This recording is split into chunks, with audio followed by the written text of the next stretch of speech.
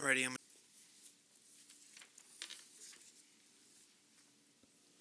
Mr. Allen?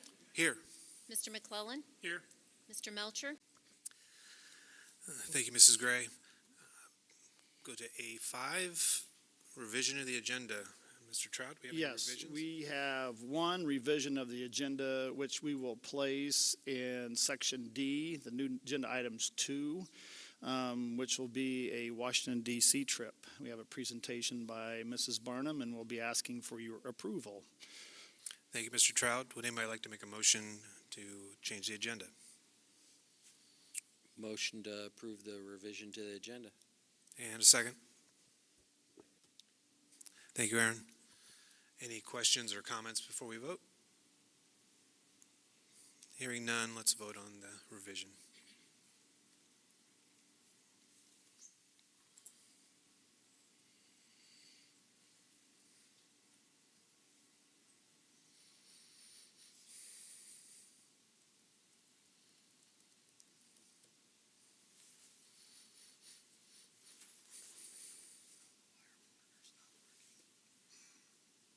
Go to sleep. Maybe. Go to sleep. Maybe.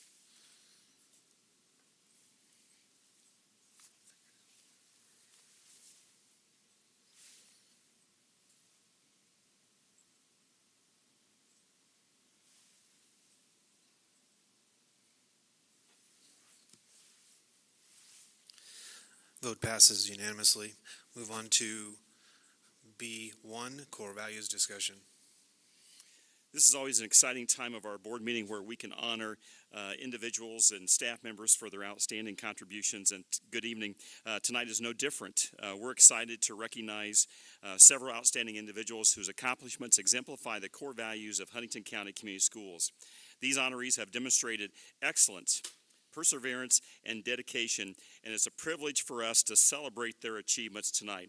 Let's meet our core value honorees. When I call your name, please come up front for a photo opportunity. Family members, please step out of your seats and feel free to join in, and you're welcome to come up and take a photo at this time as well. Our first honoree is Huntington North senior Marissa Trout. Marissa has earned her place in the prestigious 1,000 Point Club for basketball, scoring her milestone point during the January 4th game against Noblesville. Marissa joins an elite group of former Huntington North athletes, including Jenny Eckert, Nancy Hoover, Abby Wilson, Lisa Winter, and Taylor Double. Beyond her achievements on the court, Marissa is continuing her academic and athletic career at Taylor University next year. I have to add, no one knows this, and I've shared this with Marissa. Back December the 8th, 2021, I asked for Marissa's autograph because I wanted to be the first one to receive her autograph because I knew this day was going to happen for her and that she would be signing a scholarship opportunity to go and play at that next level. So, Marissa, congratulations. We are so, so proud of you. Best wishes. Marissa Trout.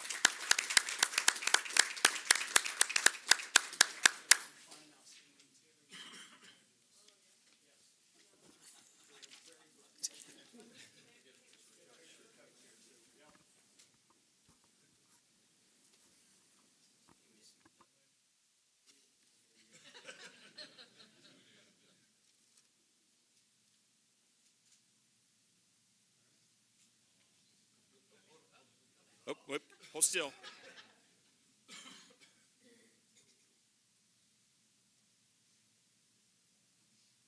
Congratulations, Marissa.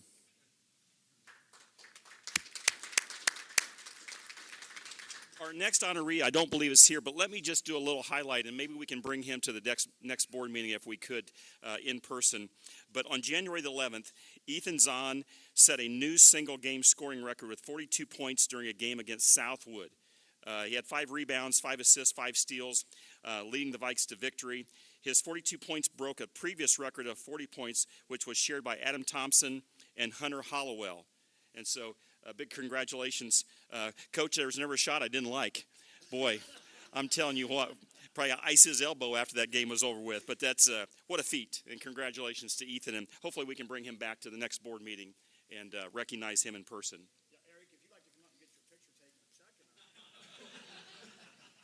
I'm not sure where you'd hang that, but yeah. Okay. Okay, next up, Alex Burgess, HCCS Food Service Director. Last but certainly not least, we recognize the HCCS Director of Food Services for passing the School Nutrition Association credentialing exam. This nationally recognized designation highlights expertise in the USDA professional standards for school nutrition personnel. This achievement underscores their commitment to providing exceptional service to our students. Congratulations, Alex. Well done.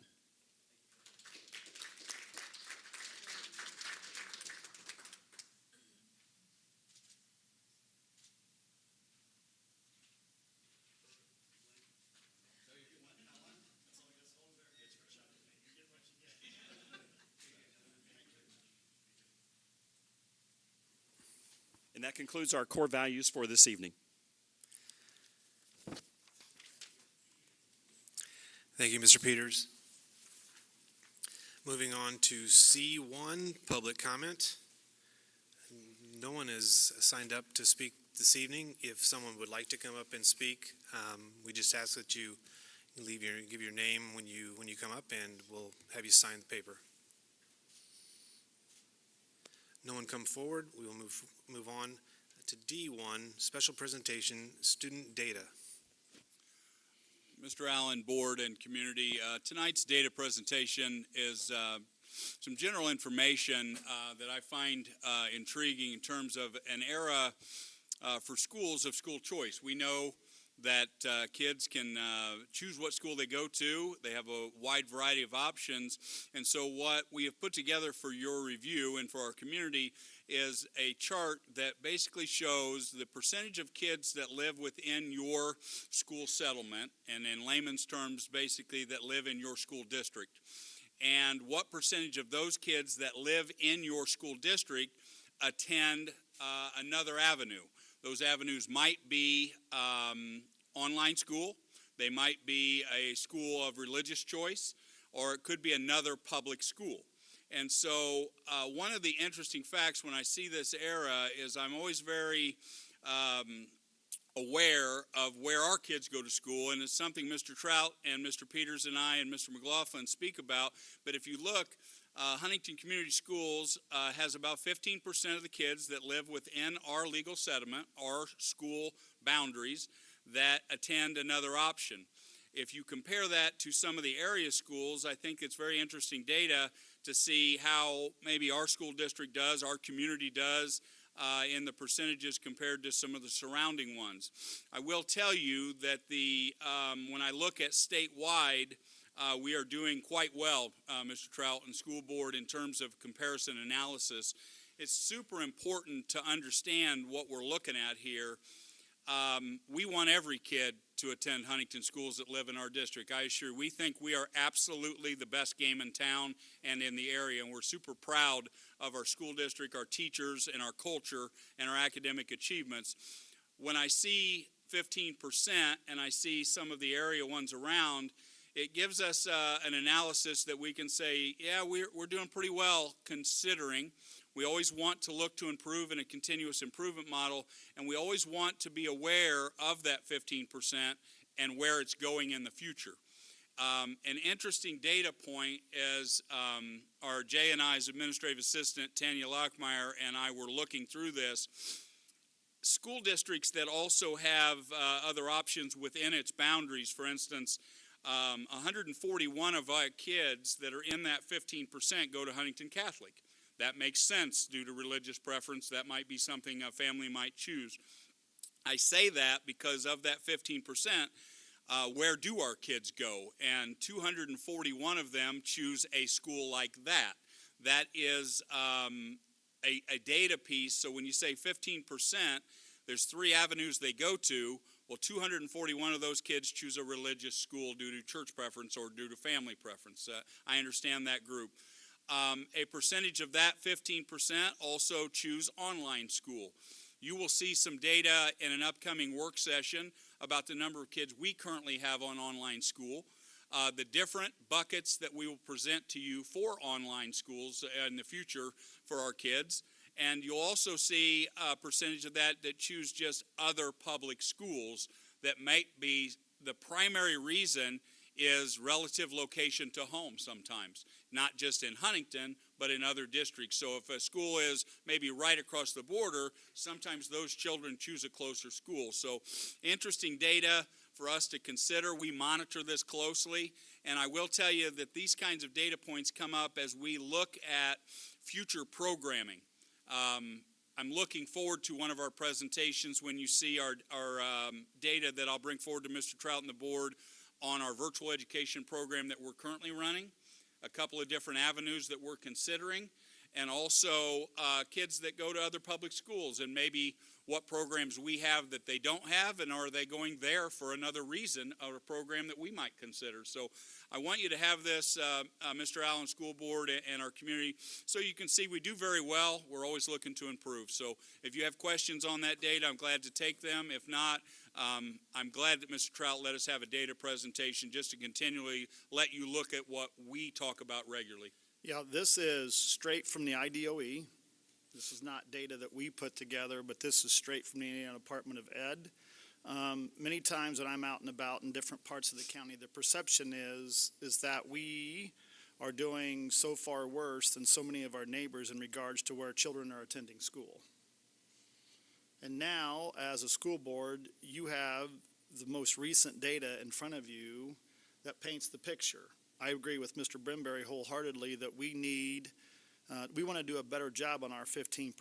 But when you compare that with Southern Wells with 19%, Wabash County 29%, Whitco 31%, Norwell's 2 points higher than us in regards to students transferring out of their district.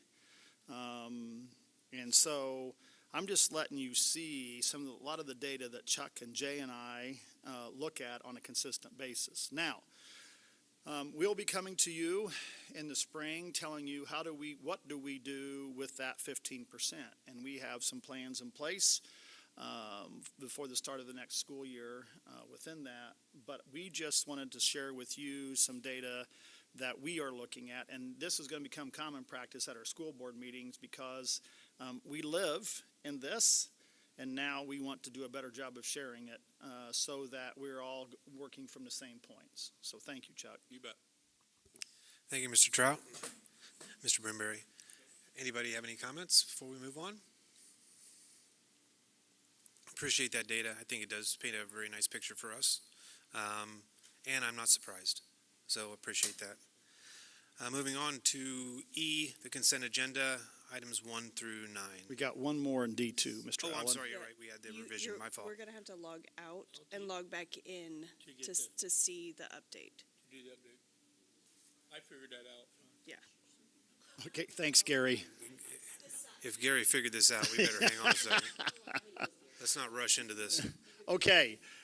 Mandy, you and Holly, while we're figuring this out so we can see this, I do appreciate both of you coming today to present. Board, what we're going to do tonight is seek your approval of the Crestview trip to Washington, D.C. in June of 2026. Yes. So not this June, but June of 2026, we will be looking forward to this trip. So, ladies, we'll turn it over to you, and we'll begin from there then, okay? Okay, so I'm Andy Barnum. This is Holly Harris, teachers at Crestview. This trip to Washington, D.C. will be my 7th, I think, that I've taken with students. But surprise, there was a change, like kind of a snafu in the way that they're doing things. So traditionally, we take the trip, we leave on a Friday evening, drive all night, and we start touring first thing Saturday morning. And that's how it goes. And we get a full day Saturday, a full day Sunday, and then a full day Monday, and then we drive through the night to get home, and we come back Tuesday morning.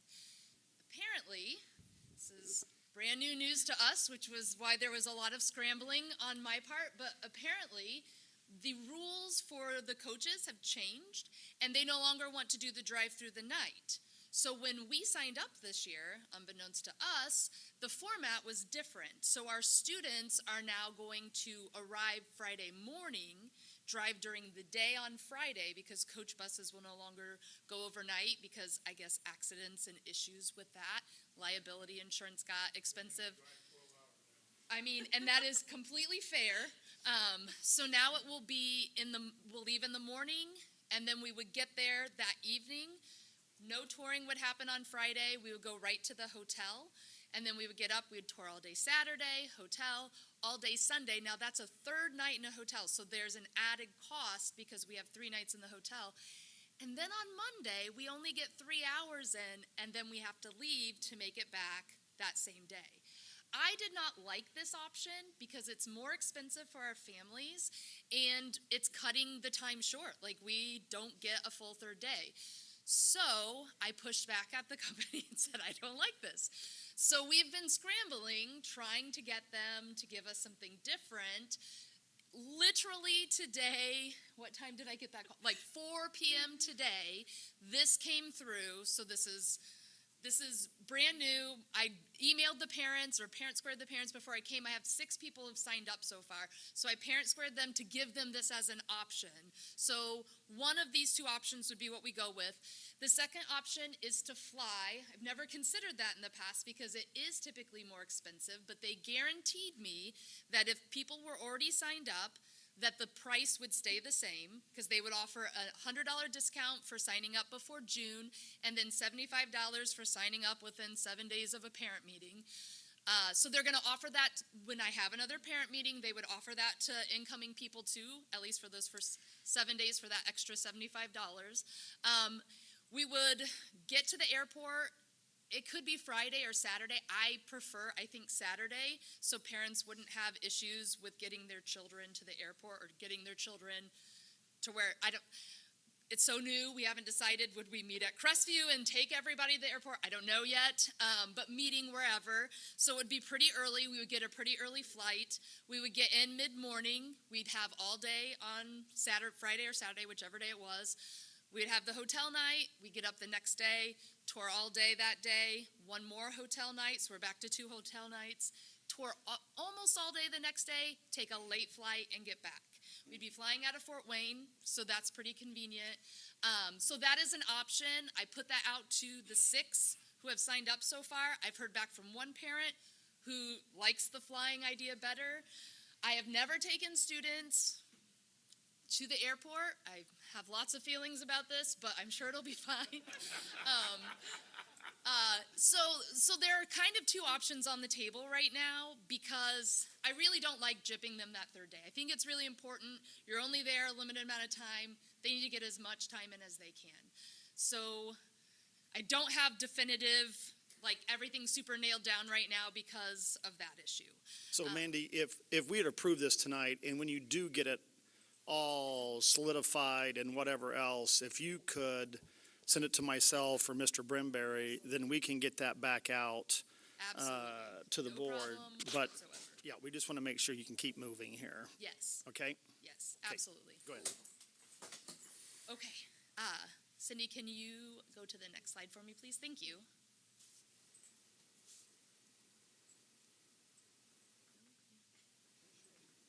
Technical difficulties.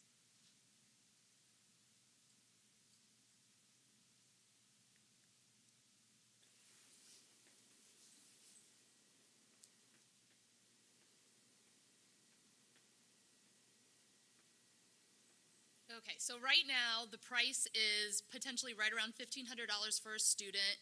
Again, the advertised price will be about $175 more than that, but with those discounts, they're able to bring the price right back down. So people who would sign up, like, let's say next school year, they would pay that more expensive price. Adults have a higher price. Again, it's going to stay the same, even with flying now, as long as they're signed up within those parameters.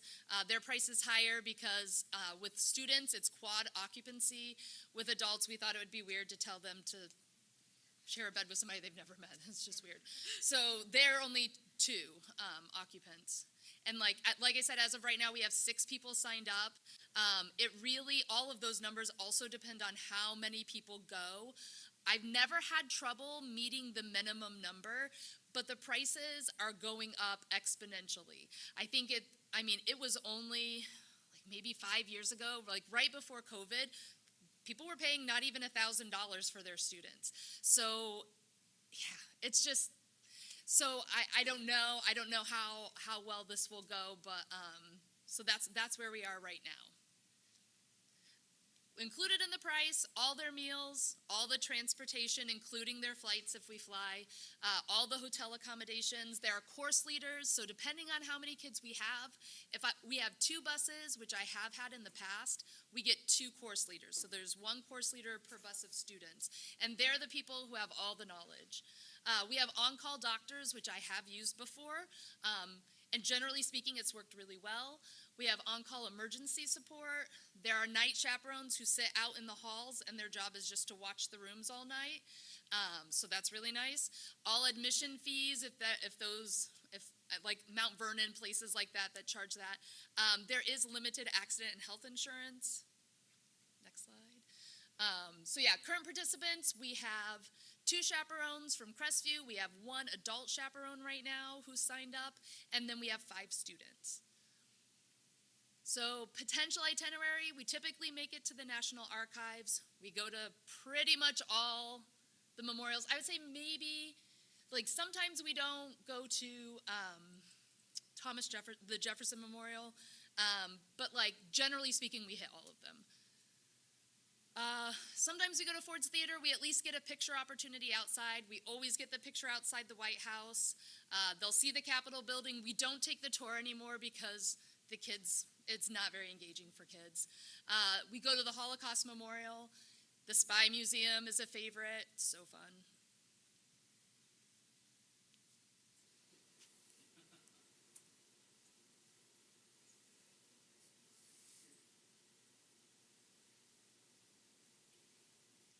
This is my favorite when it happens in my classroom.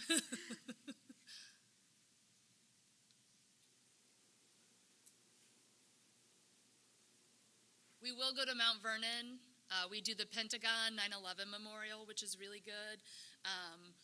We see some of the Smithsonian, so typically they'll do the American history and like sometimes we'll do the art Smithsonian. Sometimes that's a little risky. We do Air and Space, but not normally the one that's on the mall. We go to the Udvar-Hazy Air and Space, which has like actual like space shuttles and all kinds of cool planes. Like that's the one to go to. We did the National Cathedral last time. We didn't end up actually getting our tour though because they were super behind, so we had kind of an abbreviated time in there. I would like to go back. We'll do Arlington for sure. So the history is, Matt Groves began this about 11-ish years ago. He took a trip with only 8th graders. He had a hard time getting enough students to go, and I think they actually incurred additional costs because he didn't meet that minimum threshold. When I took it over, I did 7th and 8th grade, made it every other year, and then I was taking, in the beginning, I was taking anywhere between 60 and 70 students pretty much every time we went. This last time, again, the prices were higher this last time. I took 35 people, so not nearly as many. So we'll see how it goes this time, but throughout the course of the time we've been doing this, more than 300 students have traveled. So Holly will be taking over for me because I am doing too many things. And I need to let some things go. So this would be it. So, so what you're looking for this evening is approval. Yes.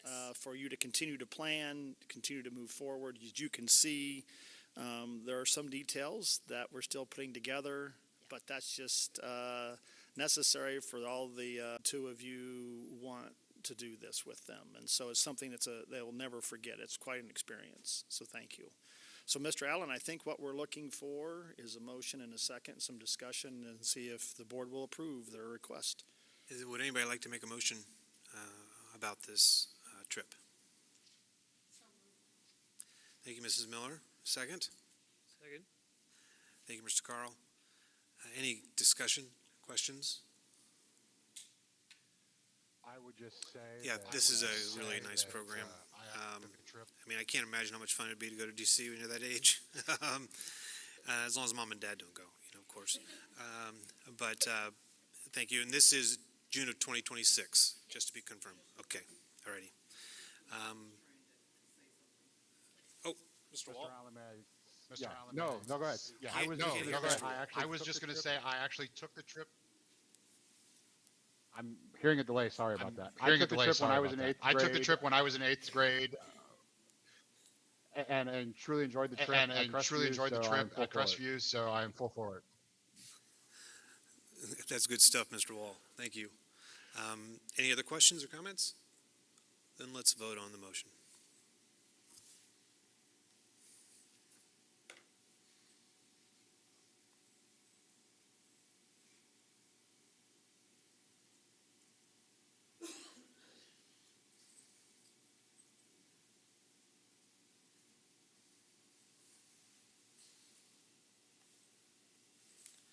Motion passes 7-0. Move on to item E, consent agenda 1 through 9. Mr. Trout. Yes, I'll draw your attention, if you want to scroll down to number 8 this evening. Again, I want to thank our community for continuing to support us. Tonight, we asking for donations for $6,069. You can see a variety of those that are there. And so I continue just to want to say thank you to our community for their continued support of our schools. You'll also see number 9, the accounts payable and payroll voucher registers that are also there. So I'm just seeking your approval of the consent-related agenda items. Thank you, Mr. Trout. Would anyone like to make a motion about the consent agenda? Motion to approve the consent agenda as presented. Thank you, Mr. Melcher, and a second. Second. Thank you, Mrs. Heim. Sorry, Gary. Any questions or comments before we vote? Hearing none, we'll vote on the motion for the consent agenda.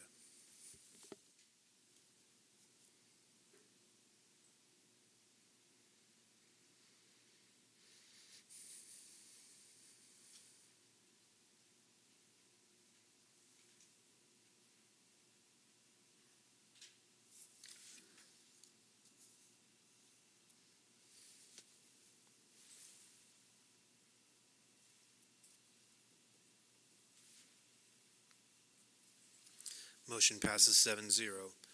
Move on to F, Finance. F1, request to dispose of obsolete materials.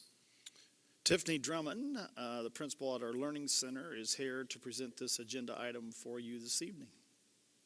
Good evening. As we continue to modernize our shop spaces, make them the best that we can be for our students, sometimes we need to let go of equipment that's no longer working or that we no longer need. So this memo just outlines 2 pieces of equipment in our construction shop that we would like to dispose of. And our plan would be to include that in an auction and then put the profit back into that construction program. Do you have any questions? We're going to take a motion first, if that's okay. Anybody like to make a motion for this? Motion to approve the disposal of obsolete materials. Thank you, Mr. Melcher. Do we have a second? Thank you, Gary. Any questions or comments from Ms. Drummond? Just not really matters, but how do you price these? Is there? I saw there was prices on them. Is this just a eBay thing, or I don't know? Yeah, our instructors watch the auctions pretty closely, so they kind of look at market value. Okay, thank you. Any other questions? Thank you, Mrs. Drummond. We will vote on the motion.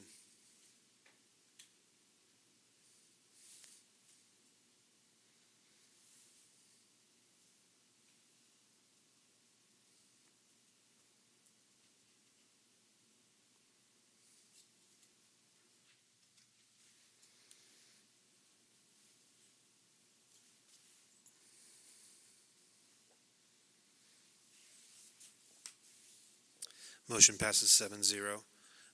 Move on to F2, 2025 mileage reimbursement. Yes, the Internal Revenue Service has increased the rate of mileage reimbursement for business travel this year of 2025 to 70 cents per mile. So we are seeking your approval of that rate change. Thank you, Mr. Trout. Would anyone like to make a motion about the change in business mileage? I make a motion to approve the 2025 business mileage reimbursement rate. Thank you, Mrs. Heim. Is there anyone who wishes to second? Second. Thank you, Mr. Melcher. Any questions or comments before we vote?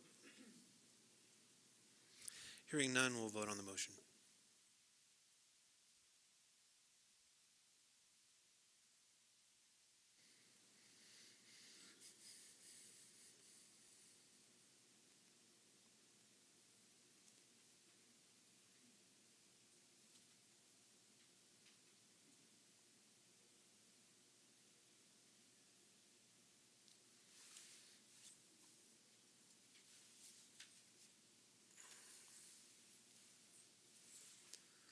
Motion passes 7-0. Move on to F3, 2024 year-end transfer resolution. Mrs. Smith. Good evening. Oops, I don't know if this works. Can you hear me? Okay. Good evening, President Allen, members of the board, Mr. Trout.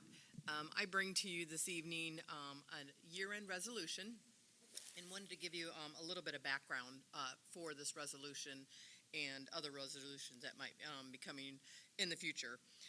Just a reminder, during our budget workshop, we talk about the past of when new funds were established. For instance, we used to have what's called general fund.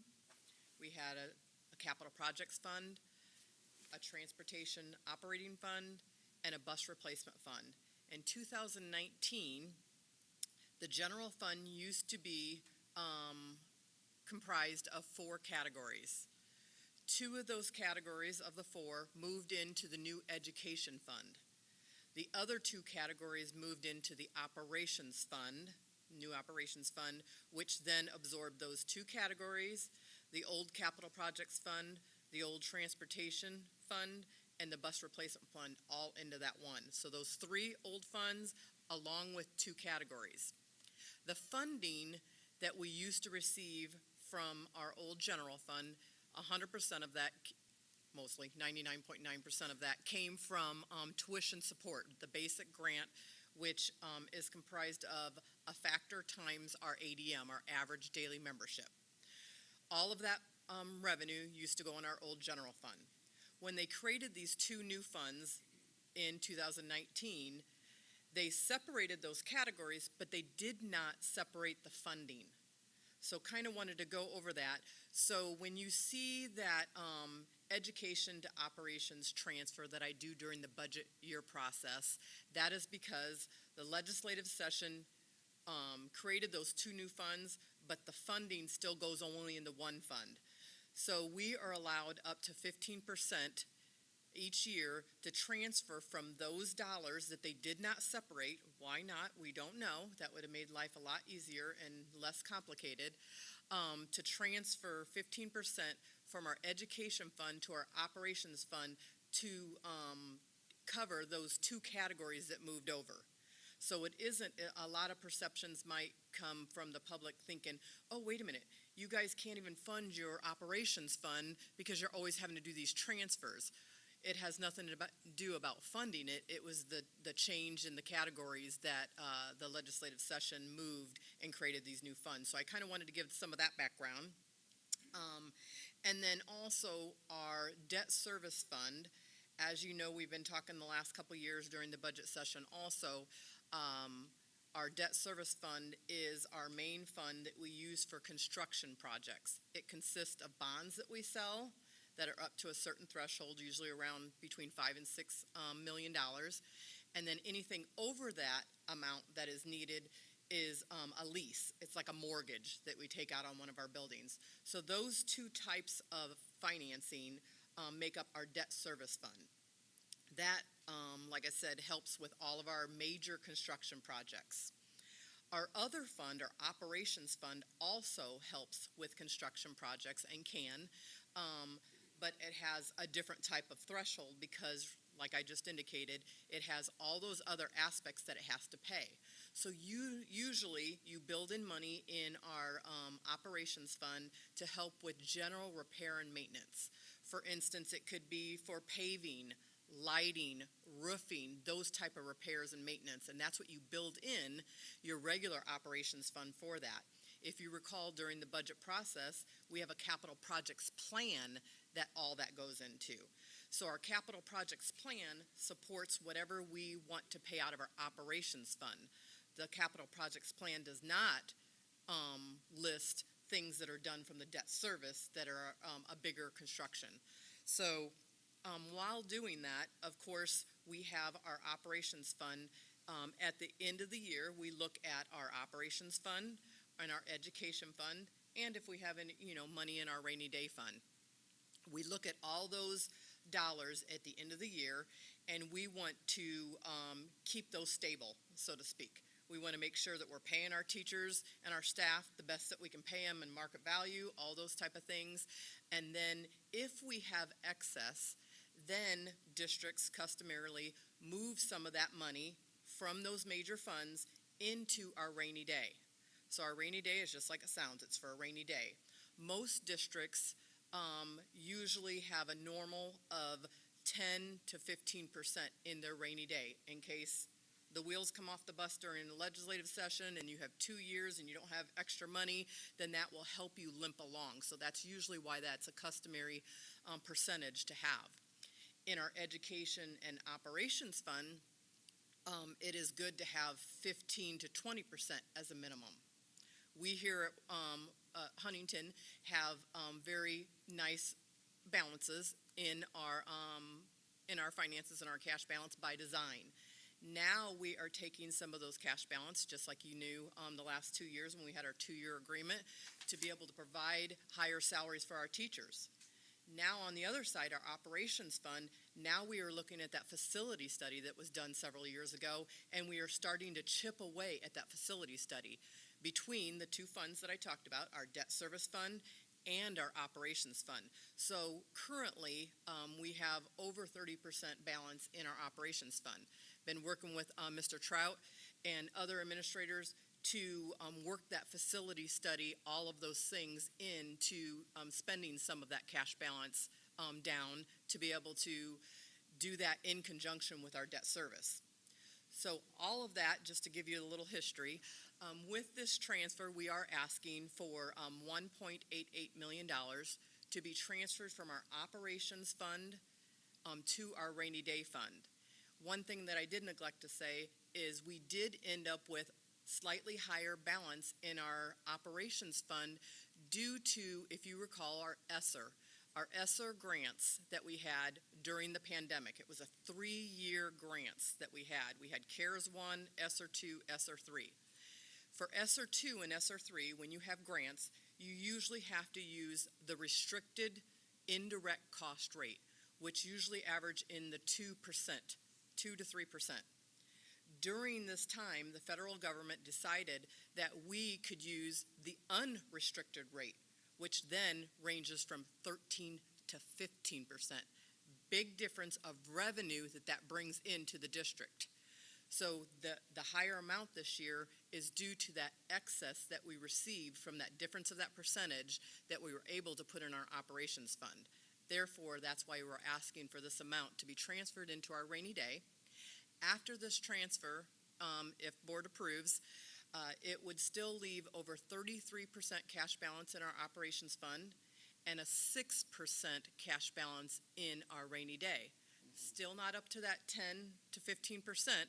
That is usually the norm, but we're getting there. So we're making strides on both sides to get to our goals here at Huntington. Now, I know that's a lot of information, but you do have the resolution in your packet, and I'd be happy to answer any questions the board may have at this time for this year-end transfer resolution. Thank you, Mrs. Smith. Would anybody like to make a motion reference approval of the 2024 year-end transfer resolution?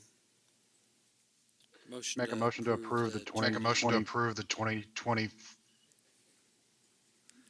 Go ahead, Ryan. Go ahead, Matt. Go ahead, Ryan, you got it. Go ahead, Matt. Motion to approve the Big 2024 delay. year-end transfer Big delay. resolution as presented. Thank you, Mr. Melcher. Second. Mr. Wall, would you like Second. to second? Thank you. Thank you, Mr. Wall. Any questions or comments for Mrs. Smith? I just want to Wall, you have thank any Becky questions for. or I just want to thank Becky for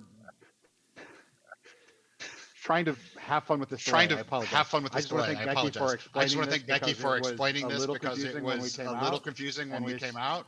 Definitely and this explains it a lot better and definitely makes explains it a lot more better and makes it a understandable lot and more understandable and basically she's getting us and basically she's in a getting better us financial place by in a doing this. better financial place by doing this.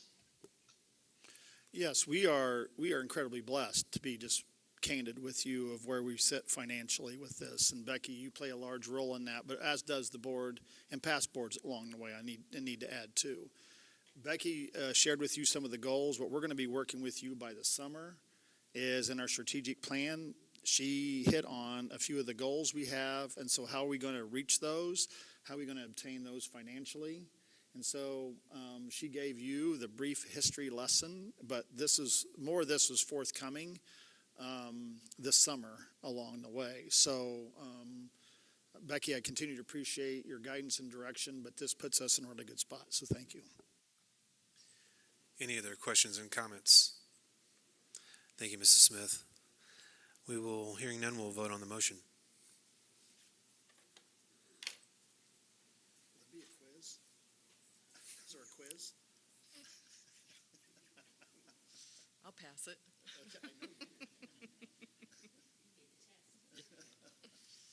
I also want to add while you're voting that reminder that next month I'll be doing the year-end presentation. So a lot of the stuff might come up then, and also updated cash balances, how we ended up the calendar year. Remember, these funds are calendar year budgets, January through December. So we'll be giving a nice highlight to that next month. Thank you, Mrs. Smith. Mr. Wall will be excited.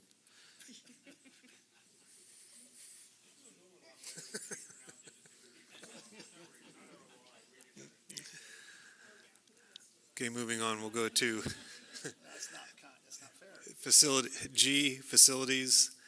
G1, request to award requests for proposal for Crestview Serving Line Project. Mr. Alex Burgess, our Director of Food Service, has this presentation for you and recommendation. Thank you, Alex. Thank you. Thank you for having me this evening.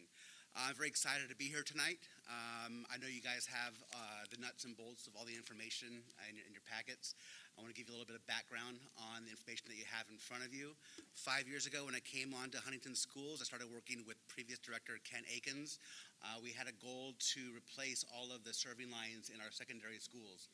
We started with Riverview Middle School, which is where I was kitchen manager at the time. It was definitely in dire need of an upgrade, and we took on that project and completed it within that first year when I was there. Obviously, the room that you're in the commons down the hall, we took a few years on that project. It was the next one that made sense with the construction projects going on here. I think you can see with your eyes and hear the feedback that we have from the students, staff, and community that it's really come to fruition and been amazing. The final piece in the puzzle is the Crestview Middle School project. So what I've done then in the past few months is I put together a request for proposal. We published it as we need to for a project of this size. We received 4 bids. We put together a grading scale, and we received, like I said, the 4 bids, and the company that gave us the most desirable bid is a company called C&T Design and Equipment. They're actually the company that did the project at Riverview Middle School. I worked closely with them before. They did a great job. Any issues that we had with the equipment that came from manufacturer, they were very quick to help resolve very quickly, follow through. They still work with us to this day. The project manager that proposed this is the same project manager at that time. As far as funds for the project, their bid that they came through with was $192,000. During my time as assistant director 2 years ago, I was able to procure a grant from Action for Healthy Kids in the amount of $139,000 specifically for this project. So the majority of the project actually is going to be funded by a grant that will expire in July of this year. They are saying that they will likely be able to have this project done by spring break, if not definitely for sure by June of this year. So it looks like it will be able to come to fruition by then. We're hoping that we can show the kids this year, by the end of spring break, when they come back, a new serving line, but if not, then for sure when the kids come back in the fall. So the recommendation is to award the bid to C&T Design and Equipment for the project itself. Thank you, Mr. Burgess. Would anyone like to make a motion recommending the award of the Crestview Serving Line project? Make a motion to award the Crestview Serving Line project request for proposal as presented to C&T. Thank you, Mrs. Heim. And anybody want a second? Second. Thank you, Mr. McClellan. Any questions or comments from Mr. Burgess? I just want to say that's amazing.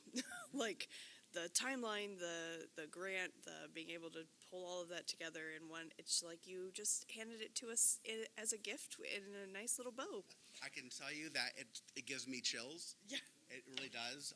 Not just that, it did kind of, to say it came together, it did not.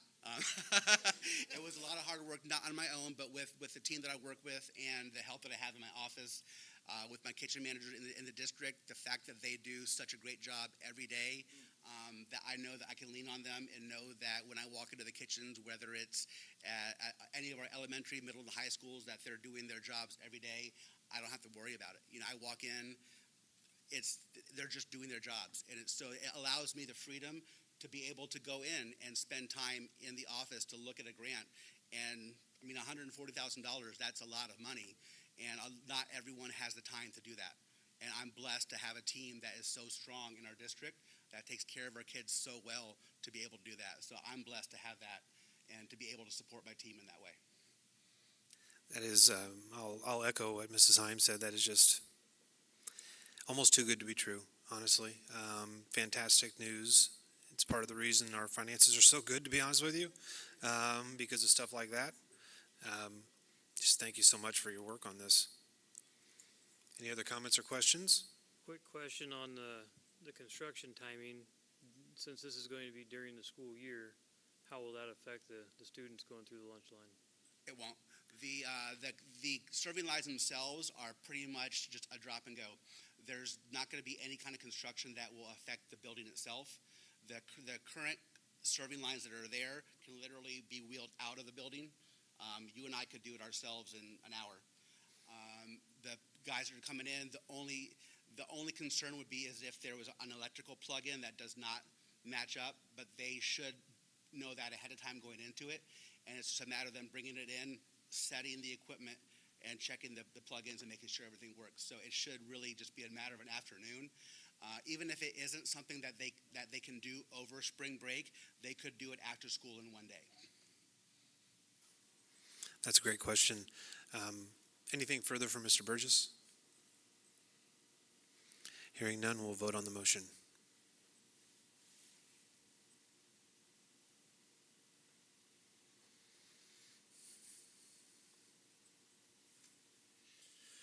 Alex, thank you. I'm really grateful for you with the award that you won earlier tonight, and with this, you're doing incredible work for our kids, and so I just want to say thank you. It was very much my pleasure. You know it. Motion passes 7-0. Moving on to G3. Thank you, Mr. Burgess. Moving on to G2, request to award bid for HNHS Restroom Renovation Project. Yes, Mr. Allen. Terry Thornsberry from Viridian is here to talk about the proposals and awarding the bid for the high school renovation project. All right. Appreciate the board giving me the opportunity tonight to present this bid tab to you. So the restroom renovation project for Huntington North High School started in October. And so we came in and met with previous principal, Pat, and he gave us some guidelines on what he wanted to see. We also got some input from staff and other administrators. So the project consists of the 4 main student restrooms, or 8 if you count each one separately, various staff restrooms throughout the building, and the auditorium and arena restrooms, and then 2 additional new additions to the building, which would be single-use restrooms. In most cases, they're all going to be now ADA compliant. We are actually taking some walls down to open things up, make them ADA compliant. Construction schedule would start as soon as possible, and the timeline for completion of construction would be in November of this year, 2025. It would be a phased project in which we'd work with the contractor to close restrooms down one at a time as they work their way through the building, saving the restrooms down the hallway toward the commons for summer, definitely. And the additions to the building would also be done during the summer. Funding for this project came from the most recent GEO bond that was secured in December, and that's why the next agenda item is there, because we went ahead and worked ahead, because that's what Huntington Schools taught me, was work ahead and get your stuff done. So, so we got everything done. We send you a proposal after we're finished. So, we received 4 bids from Allen County Builders, GNL Corporation, J.G. Bowers, and Shinkle Construction. J.G. Bowers came in the low bidder at $1,020,000, and it did come in actually just a little under our budget, so that was great. So tonight, I do recommend that we accept and award the bid to J.G. Bowers in the amount of $1,020,000. Thank you, Mr. Thornsberry.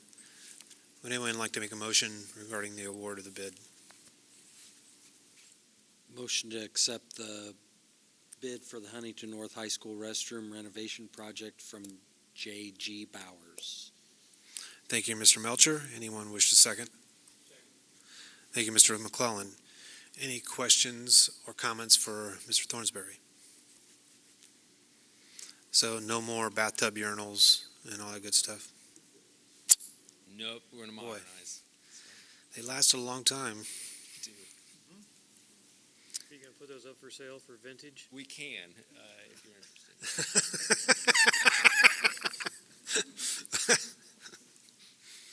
interested. Any further comments? Let's vote on the motion.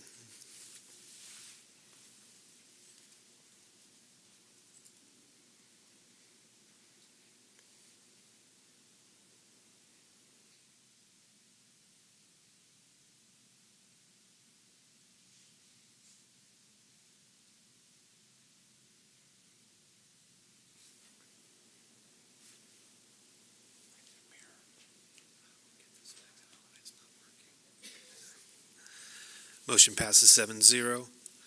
Moving on to G3, HCCS and Viridian Architectural Design Restroom Renovation Proposal. Go ahead. Mr. Allen, Mr. Thornsberry is also here to talk about the proposal between the conditions for the project for the restroom between HCCS and Viridian Architecture and Design. Yeah, I don't have it in front of me. I didn't print off a copy, but our proposal is based off construction costs. It's a percentage of the fee. It's an industry standard. And in this case, since you didn't have funding, we waited till January to put it together. We already had the bid, so that's the number, and we're just going to get things moving as soon as we can based on the previous item. We'll get the contractor moving and get the ball rolling on submittals, and hopefully get them in here pretty soon. Thank you, Mr. Thornsberry. Would anyone like to make a motion in reference to the proposal? Motion to approve the Huntington North High School restroom terms and conditions between HCCS and Viridian Architectural Design, Inc. as presented. Thank you, Mr. Melcher. Anyone wish to second? Second. Thank you, Mrs. Heim. Any comments or questions for Mr. Thornsberry? Hearing none, let's vote on the motion. It's not like we're going to see you here, Mr. Thornsberry, between now and the fall, right? Every day. Every day. That's what I thought. Thank you, Mr. Thornsberry.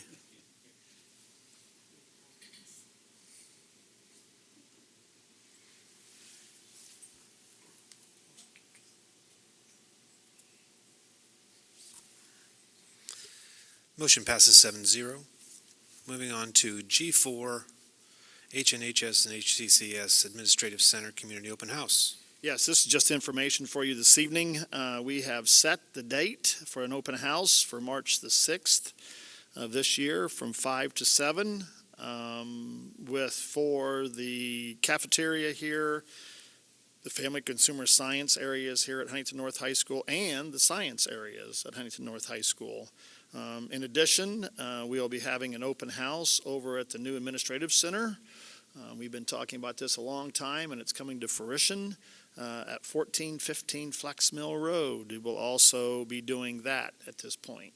I'll take the opportunity to tell you that we are super close on having that done, probably as early as this week, mostly within that.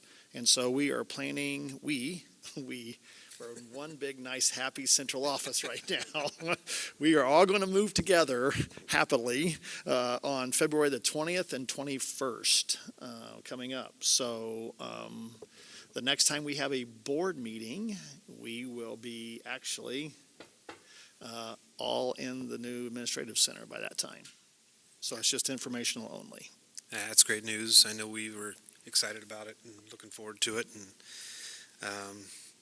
certainly seems like it happened really quick, but I know it didn't. Any questions or comments for Mr. Trout? All right, moving on to H1 policies.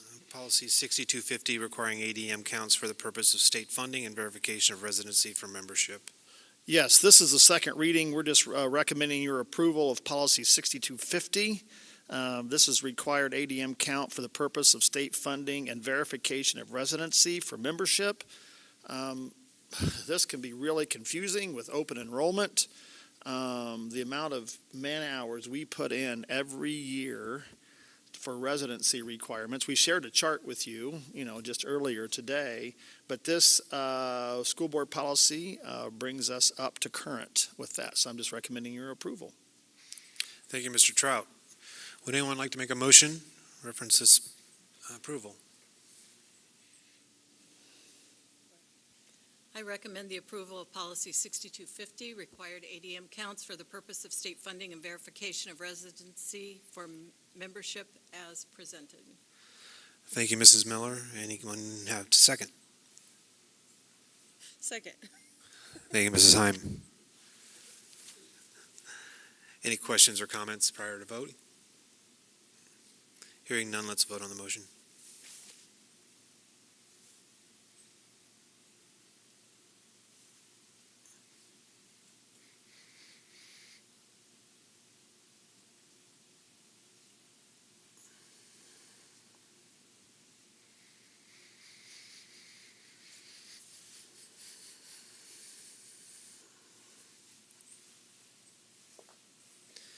Motion passes 7-0. Moving on to H2, Volume 34, Number 2 Policy Packet. We had one of our members had some questions about a few of the policies in the packet, and to give Mr. Trout some time to answer those questions, I'm going to ask for some of our motion to table this item until next meeting, until the meeting in February. Can I get a motion for tabling? I'll motion to table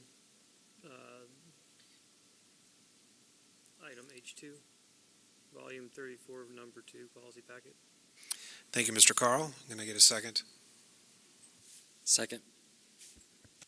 Thank you, Mr. Melcher. Any questions or comments? Let's vote on tabling this policy.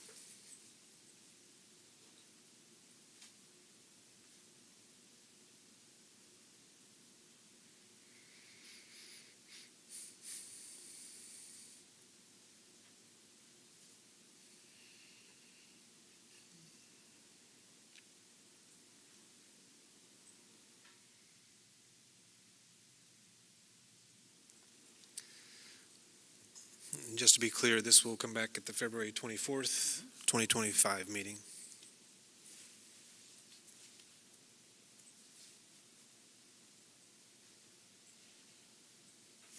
The time in between this meeting and the 25th, I'll make sure I answer those questions and send it back out to all of you. And then if you have any additional ones, I'll give us plenty of time then, okay? Thank you, Mr. Trout. Motion passes 7-0. Moving on to H3. This evening I bring to you Policy 5410, Promotion, Replacement, and Retention, and I want to highlight retention for the fact of keeping us in compliance with the Senate Enrolled Act 1/2024, in compliance obviously with the DOE regarding third grade students that can be retained if they do not pass the IREAD 3 test. It's now IREAD, but based on the act. It's I read 3, and so I draw your attention. This is a first reading, but I draw your attention to, in the policy, if you'll look to good cause exemptions that may be considered, because a corporation shall consider retention of third graders who do not pass I read 3. But they give 5 examples there of good cause exemptions that would exempt a student from being retained. So this could have some major implications for us as a district, but in compliance with the Senate Enrolled Act 1 and the IDOE, our policy needs to state this. To be in compliance, that window, we'll do a first reading tonight, second reading will be February 24th, and then our iRead window opens March 3rd through the 14th, and this need to be completed prior to us doing that testing. So just wanted to keep you posted. Again, in compliance with the DOE, prior to October 1st, we sent a letter to all K-3 parents letting them know the importance of their children reading, or our kids reading at or above grade level by the time they leave third grade, but also sharing with them what we're going to be doing as a district to support their children. And it also puts in there the good cause exemptions, the fact that they could be retained, and a part of Senate Enrolled Act 1 requires us as a district to have summer school for students in grades 2 and grades 3 that were either at risk or did not pass the I read 3 test. So some serious implications for us all as a district, but making sure that our kids are successful and they're learning to read prior to leaving third grade. Yeah. It's very important. So just wanted to update you. A first read, we'll do a second read February 24th, but I draw your attention to the good cause exemptions of how students could be exempt from being retained. Thank you. Thank you, Mr. Peters. Just to be clear, this is happening this year, or is this? Correct. Yes. Yes. Any questions or comments for Mr. Peters before we move on? Yep. So, Mr. Peters, this is also why we are allowed to test our second graders as well, so that we can, Correct. Do early intervention Yes. and help those students that are struggling in second grade move on and pass the iRead. Yes, and if you remember 2 years ago, it was a pilot that you could opt in to test your second graders. And so we have opted in, but now it's mandatory that all second graders will be tested. So they'll have 2 opportunities to take it in second grade. They'll have 2 opportunities to take it in third grade. And in that summer retest, their third grade year, if they do not pass and they do not qualify for one of these good cause exemptions, they will be retained. Understood. Now, those tests they take in second grade are the same exact tests as third graders? Correct. Okay. Yes. Yes, so if they pass in second grade, they don't have to take it again. Understood. Okay. All right. Thank you, Mr. Peters. Moving on to H4, Volume 35, Number 1 Policy Packet. Yes, this is a first reading tonight, and so you'll see that there are a variety of school board policies that is for your perusal, for reading. Just so we have new board members here, so it's just I got to take advantage of this time to tell you about this. We use an organization called Neola. A lot of school districts across the state of Indiana use this organization to help them with their school board policies. You will notice when I give you the first reading, I include all the markups. So you can see how those, what we chose, what we didn't choose. Now, what's important to know that Neola has a group of lawyers and attorneys that this is what they do for fun, is they help us put all of this together. Now, when I have questions about any of this, sometimes I will talk to our local counsel, Mr. Wiley, get his thoughts and opinions and suggestions in on this too. Sometimes these are new board items that you have not had before in the past. Sometimes they're revisions of what you've had before in the past. So, for example, this whole group that I give you, if you would click on any of those, what you will see is the markups. You can see what we selected, what we didn't select, and you please understand that if I have any questions, Neola has reps that I can call and talk to. All these reps are retired superintendents that have been in the field And so the previous district, a name from the past from here is Dr. Spalding. When I had questions, he would walk me through this along with our school board attorney. And so just please know, it dawned on me when we were putting this all together that for Aaron and for Deb, we're throwing a lot of these school board policies at you, but this is a process behind the scenes that we do. I would also be incredibly remiss if I did not say a huge thank you to Mrs. Gray, who has the patience to help me through this process with the technology, which can be challenging at times. And so, Cindy, thank you. She is a true colleague and a team member in this and a great support with that. Now, when you have these, and I know that when you read these in your spare time, if you have any questions, don't hesitate to reach out to me to let me know. But there's a reason that we do a 2-reading process, is that you have time to digest this, to call, to ask questions, if not me, amongst yourselves, just to seek some clarification along the way, because it can be quite confusing. The last part of this, there are administrative guidelines that go with this. So if you look on your board docs, I want to draw your attention to that under policy, okay?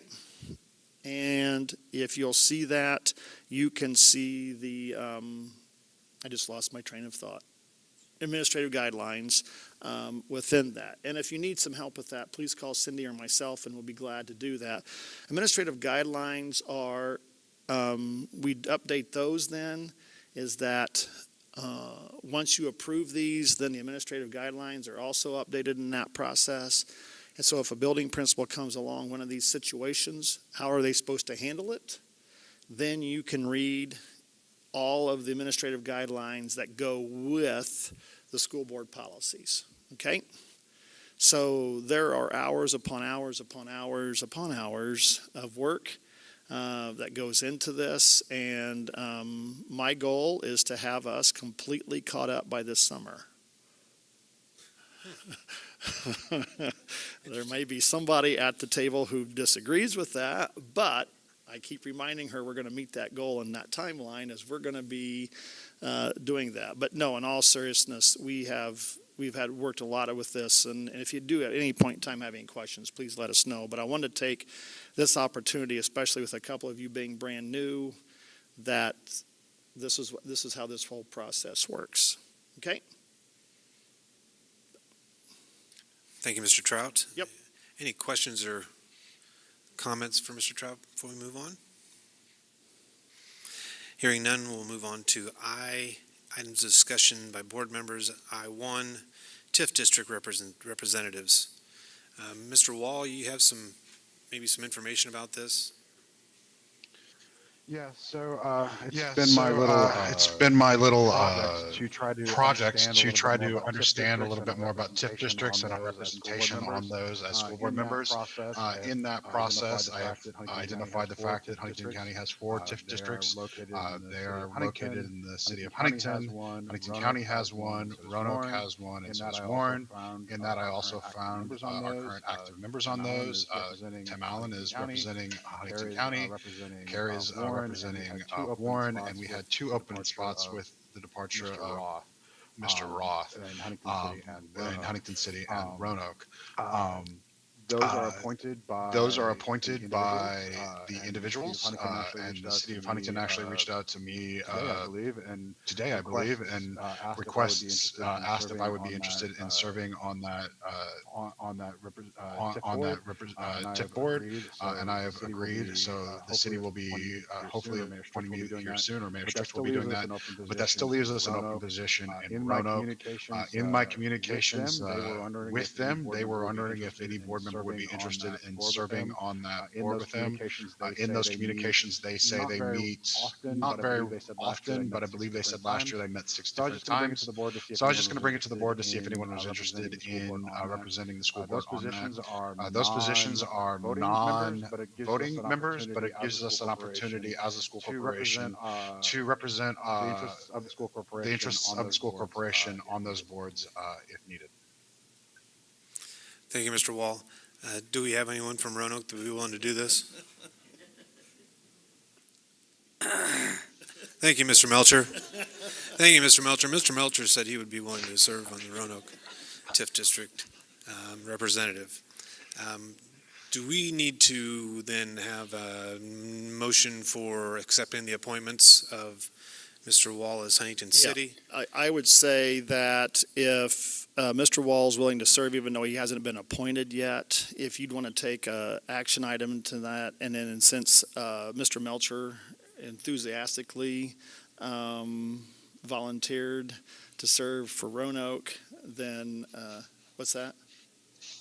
I think we do all four at once. Yes. So, Tim, what I would suggest would be a motion to accept Mr. Walls as Huntington City, yourself as Huntington County, Mr. Melcher with Roanoke, and Warren with Mrs. Heim. And so that would be my recommendation. Now, understanding that Huntington's appointed, so we're a little ahead of the game, but just when that happens, then we're ready to go. But it's, all kidding aside, it's essential that you understand what's occurring in those districts, okay, along the way. So, thank you. Would anyone like to make a motion supporting Mr. Trout's appointments? I Thank you, make a Mrs. motion Miller. to. I Make a motion to, She's already done it. Faster than I could. she's Sorry. already done it faster I'll than I second could, it. sorry. I'll second it. Thanks, Mr. Wall. Any questions or comments for the representatives? Hearing none, let's vote on the motion.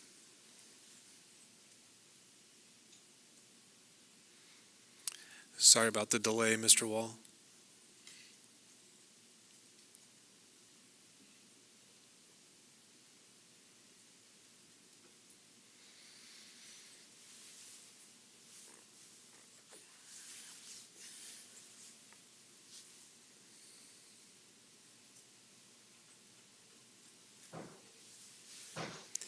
Motion passes 7-0. Move on to I2, items of discussion by board members. Does anybody have anything they'd like to share? I do, actually. I would just say that we are. I I would just say that we are in, I believe, week 4 of the legislative session. To this point, there have been 1,232 bills filed at the State House, 689 of those in the House, and 543 of those in the Senate. Of those 1,232 bills, 191 of those are currently being tracked by ISBA, having something to do with schools. So there is a lot going on down at the state. You should be getting a weekly update. You should be getting a weekly update from Terry Spradlin, the executive director of ISBA. I encourage you to read that. A lot of stuff is going on right now with a lot of interesting things associated with education. So keep an eye on that, and I'll try to bring keep an eye on that, and I'll try to bring back stuff as I see it coming through to make sure we're all aware. Thank you, Mr. Wall. And he is right. ISBA has a lot of stuff going on right now. The email that goes to all of us is very informative. Make sure you check that out. Ms. Syme? Yes, I wanted to publicly thank Mr. Peters for all the work that he did, along with Mr. Trout, just to make the day for the Flint Springs teachers possible, to go in and just remember their coworker. I noticed you didn't ask me to sub. Yeah, it was really a sad day. Jay and I went to the viewing that day, and the family was so enormously grateful for the support from the school district. And when you have somebody that has impacted kids for that long in such a positive manner, I was amazed at the outpouring of support even from the kids and the staff that day. So not easy decisions, but the right decisions by far. And so thank you, Carrie. Jay was instrumental in working with the state on that day, so I'm grateful for also his leadership in that process. Amen. Anything else from the board? If not, I'll take a motion to adjourn. Thank you, Mrs. Heim. And a second? Thank you, Mr. Carl. All those in favor, say aye. Aye. All those